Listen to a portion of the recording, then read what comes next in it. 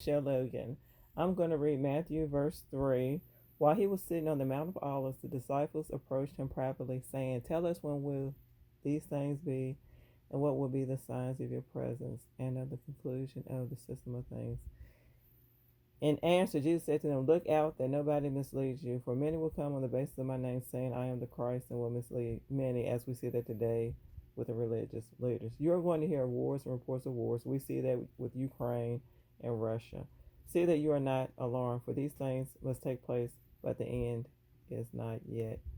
For nations will rise against nation, and kingdom against kingdom, and there will be food shortages. We can see that when politicians, the Republicans, and the Democrats are at each other, nations will rise against nations, or even outside of America. And there will be food shortages, which we see that now, famine, and how they're modifying our food.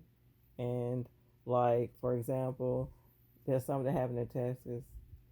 They had a natural disaster. It's hard to find food.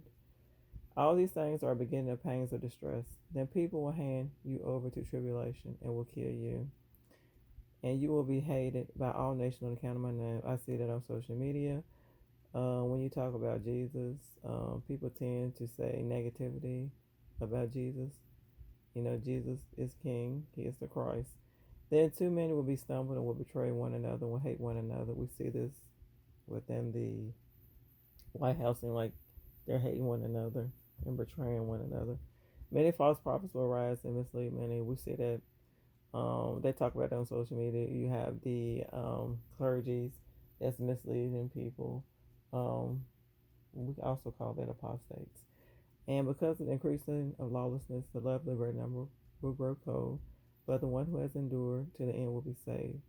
And this good news of the kingdom will be preached in all the inhabitants of the earth for a witness to all the nations, and the end will come.